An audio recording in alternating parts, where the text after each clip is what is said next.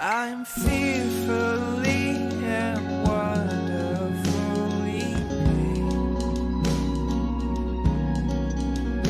I'm fearfully and wonderfully made. I'm fearfully and wonderfully made. I'm fearfully and wonderfully made.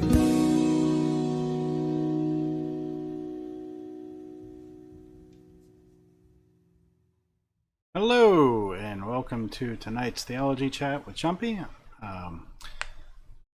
What we do here on our Tuesday night Theology Chats is we try to take a look at definitions or concepts or questions that have come up from the Sunday sermon. So if you have a question that comes up on a Sunday, please get that to Pastor Melissa or myself, and we will try to address that on Tuesday night.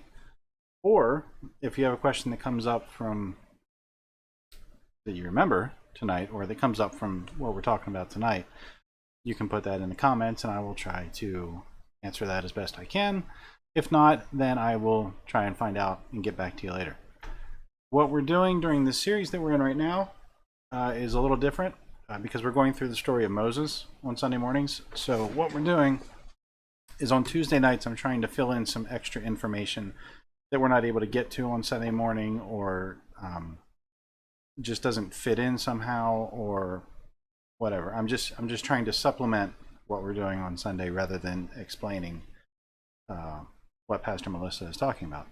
So that's what we're doing with this series, and this was our fourth week of our series with Moses. Good old Moses. So we will jump in to this week. So Sunday we talked about what did we talk about? I preached. I should remember. We talked about the Red Sea and Moses getting the Israelites out of Egypt and the crossing of the Red Sea there. So there's not really a whole lot to explain there. However, I talked a little bit about geography, and I want to kind of spend some more time talking about that tonight, because there's a lot of place names that is used in this story. And we talked about some of them Sunday morning. They started off in Ramses, which was in Goshen, and they stopped and they camped at this place called Succoth, and then they move on and they go, and in the story they wind up getting to what we read as the Red Sea, and then they go on. There's several more place names that get named later in the story, and we don't know where many of these places are. Excuse me. A lot of them we don't know exactly. We can't say, okay, this is where this happened and this is where this happened. And the reason why is because place names tend to either disappear or sometimes they'll change. Okay? And the first thing that I was thinking about with that, as far as an example, is if I was to ask you, let me find something here. If I was to ask you about the Kressler store, say, okay, let's say for example there was a fire at the Kressler store, and I was to ask you where that happened. Well, if you're like me and you're relatively new to the area of Shippensburg, you're probably going to say, what is Kressler's? Like, I have no idea what you're talking about. There's not even a Kressler store. What are you talking about? However, if you're a little more native to the area, you would know that sorry, I'm trying to find the picture. I forgot to put it up there. The Wise Market building is what used to be Kressler's. So you would know that if I said there was a fire at Kressler's, you would say, oh, well, he's talking about the Wise store. However, that's not the only Chrysler's building that's been in town. The building on King Street, where there's now a Turkey Hill gas station, that used to be a Chrysler's grocery, and there was a fire at that building in, I think, 1964. So if I said there was a fire that happened at the Chrysler's building, you have three different things going on here. Somebody who doesn't have the local history, really has no clue where it happened. Somebody who has a little bit of local history say, oh, well, that must be the Wise building. But then somebody that goes even further back would say, oh, no, that's not over at the Wise building. That's down here at the Turkey Hill building. You see what I'm saying? Place names can change. Another example of this is in Shippensburg. There was a fort built way back when the town was founded. It was called Fort Morris. And up until relatively recently, there has been a lot of debate as to where in town this fort was located. One place had it over by Cabot on King. Like, actually, there's still a sign there that talks about Fort Morris, I think. One of the locations that they actually determined was the actual location is like a block off from the courthouse on Bird Street near the Sheets. And then there was another, I forget where the third location was, but there were these three locations, and because, I mean, obviously it was only in one spot, but people, you could say Fort Morris, but they didn't know exactly where that location was. Okay? The same thing happens with a lot of these locations that we hear about in these stories, because the place names either don't get used anymore after a while, or the name hangs around, but nobody knows exactly where it was, and so people will pick a place, and so sometimes what a place gets called is not what it was originally called. Does that make sense? I'm assuming you're nodding your head and saying yes, because I can't see you. So that's kind of what's going on here with the place names, and so because of this, it's kind of while it would be awesome to be able to say, okay, this is exactly the path that the Israelites came out of Egypt on, we can't really be sure of the actual route, because the Bible will name a place, but that doesn't necessarily mean that that's, well, A, that we even know where that place is, but B, sometimes that place might have been a different place thousands of years ago. So, because some of those names, actually, they don't match up with current day locations for the ones that are still around. And I'll kind of get into that in a little bit. So, we're going to look at some geography. Partly because I talked a little bit about it on Sunday, but partly because I just think this is kind of cool to kind of, I mean, we can't say exactly where they went, but to kind of follow them over land here, I think it's cool. So you're gonna have to suffer through it then if you don't, because I'm excited about it. So first of all, we started in this place called Pi Ramses. We talked about that on Sunday. This is the region in Egypt where the Israelites had settled, and so that's where everybody started. That's where they would have been, actually, probably for hi Dad. That's where they would have been for the night of the Passover. So they were there, and then the Passover happens, and they start taking off. Now we mentioned on Sunday that God does not take them on the way to the land of the Philistines, or the road to the land of the Philistines. It mentions that in the Bible. There is a road that goes basically past Ramses and follows the coastline up to Canaan, where they're supposed to be going, to the Promised Land. This is an ancient road that had been there. It's called the, sometimes it's called the Horus Road. I have a feeling that's probably what the Egyptians called it. I've seen it also called the Maris Road. But this was basically the short way to get there. It's easy. It goes right along the coastline, and it's fast. I mean, relatively speaking, you're walking there, so it can only move so fast.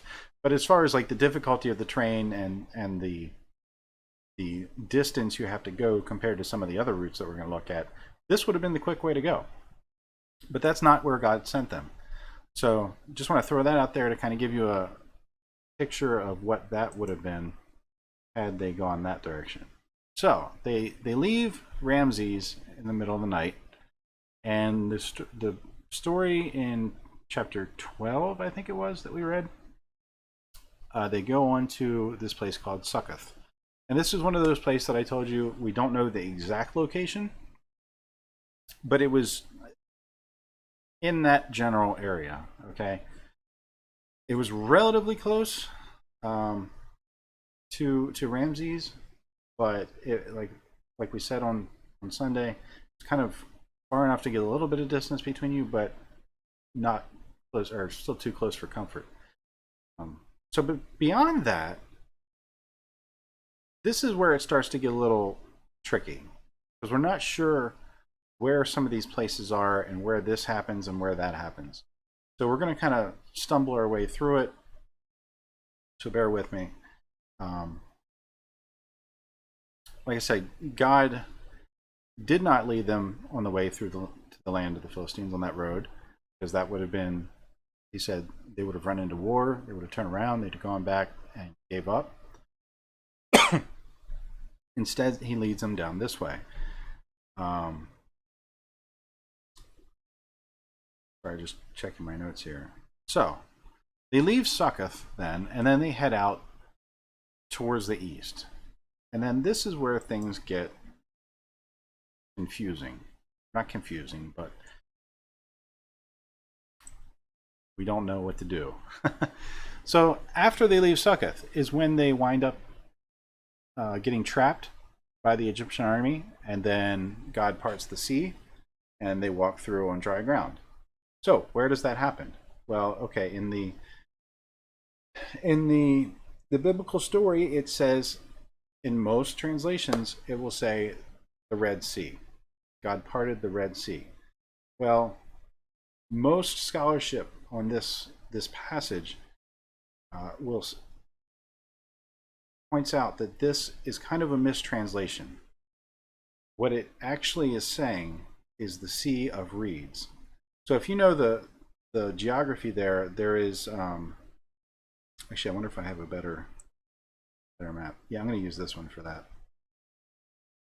So, okay, looking here on this map, this is the Sinai Peninsula. There's two kind of rabbit ears, I guess I'll call them. The two rabbit ears, the one on the left is the Gulf of Suez. The one on the right is the Gulf of Aqaba. That bigger body of water south of that is actually the Red Sea. So that is what, at least modern times, we know as the Red Sea.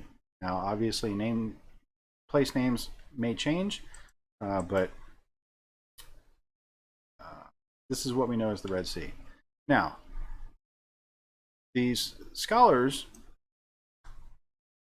point out that this is a translation error, and it should have been Sea of Reeds. Now, this is important because there are a lot of marshy areas. You remember, you're in the delta, the Nile Delta. I almost said the Delta Nile.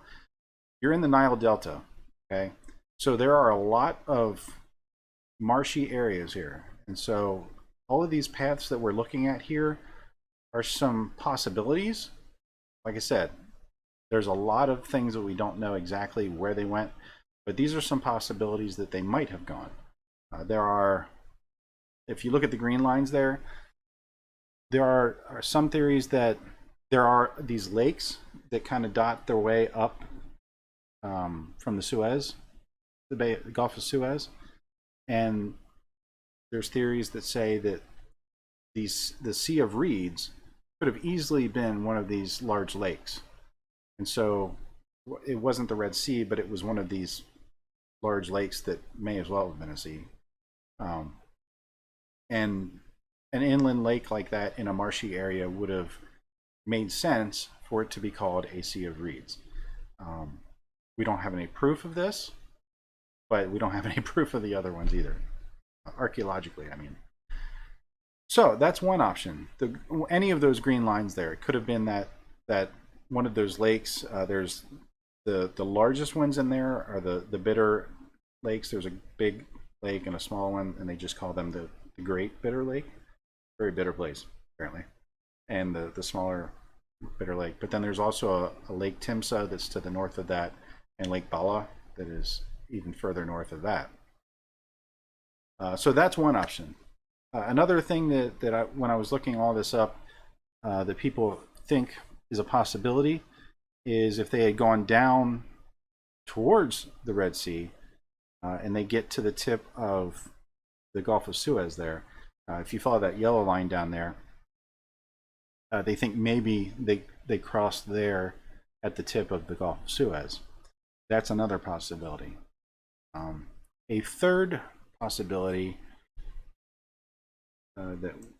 that I saw in looking this stuff up. Where is it? There we go. Is if you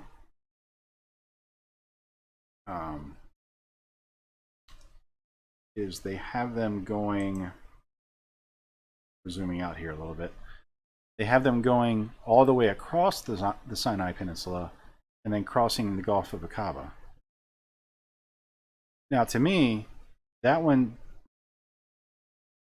it gets complicated for reasons that you'll see here in a minute, mainly because of Mount Sinai. Where is Mount Sinai? And depending on where Mount Sinai is, affects whether this route even makes any sense or not. So, with that said, we will go ahead and jump to Mount Sinai, since that's the next one up. So, I actually pointed this out a couple weeks ago when we talked about the burning bush. We don't know exactly where the biblical Mount Sinai is. There is a Mount Sinai in the Sinai Peninsula that we call Mount Sinai, but that really wasn't named that until I want to say 3rd or 4th century. And the reason it was named that was because people came in and they said, yeah, we think this is the place. So, I mean, as far as like archaeological determination, and as far as like the history going back, like it wasn't named that until 300 excuse me, 300 years after Jesus. And so that's a lot of time has passed since Moses had been there. So I'm going to put this one up.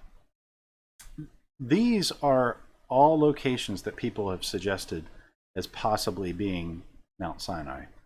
Now, the one there in the middle, I wish I could put my mouse up here so I could point to it. But the one there in the very southern tip of southern tip of the Sinai Peninsula, is what I meant to say, is what is traditionally called Mount Sinai. That's the one that I said it was named Mount Sinai in the 3rd or 4th century. It's also called Jabal Musa. That is the traditional site of Mount Sinai. Now, there are, based on different thoughts and ideas of like how the Exodus went.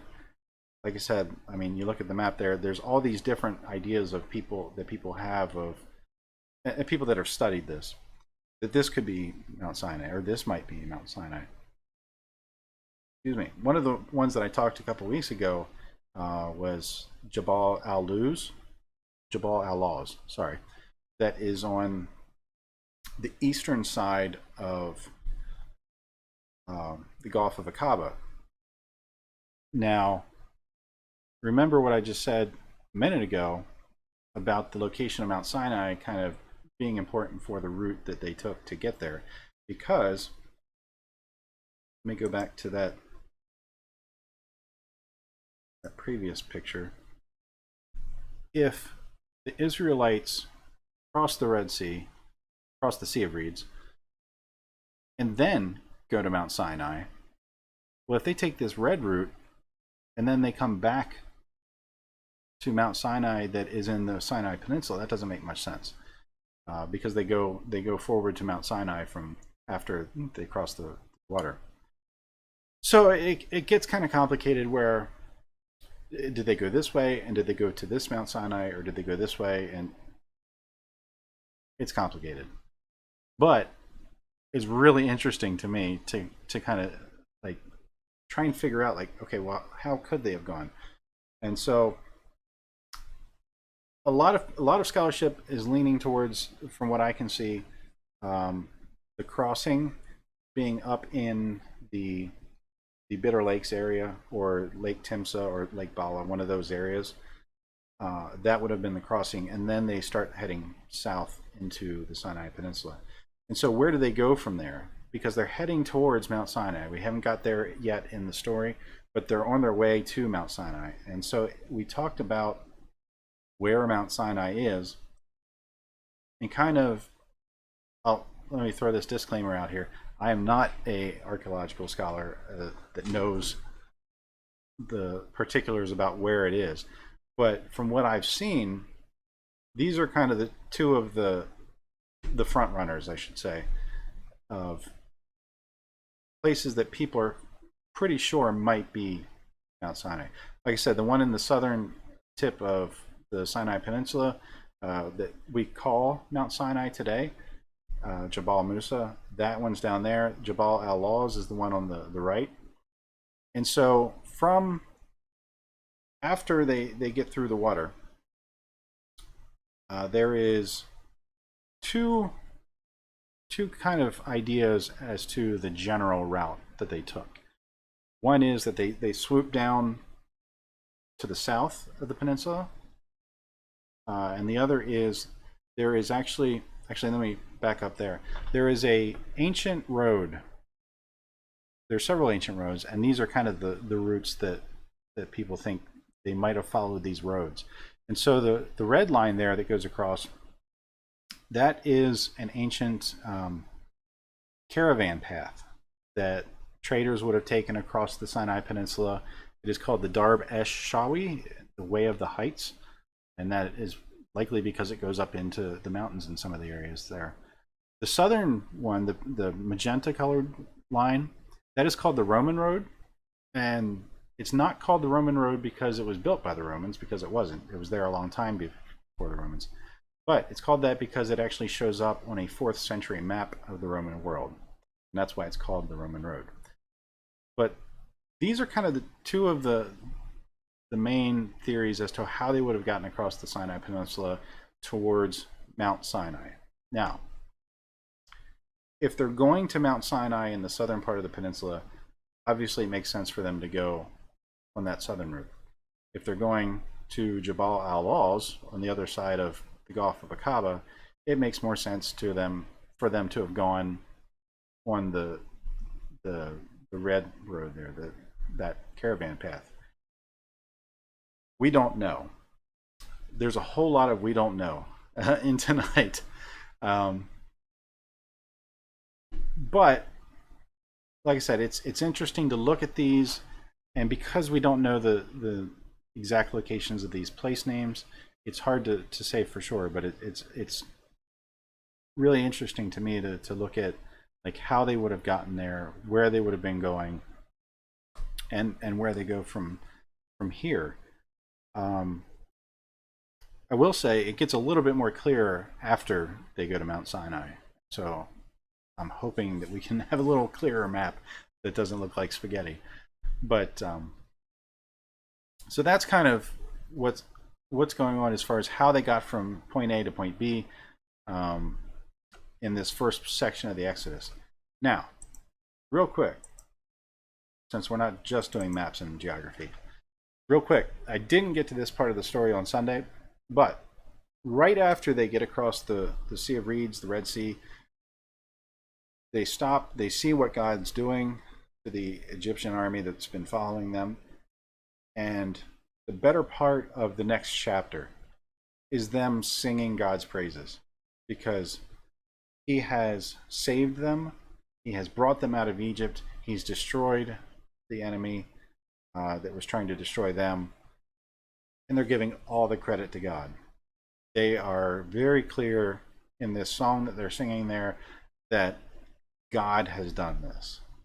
And so just to bring that point back to us from Sunday, God can make a way out of things for us, but then when he does that, we got to remember that was God that did that. That wasn't me.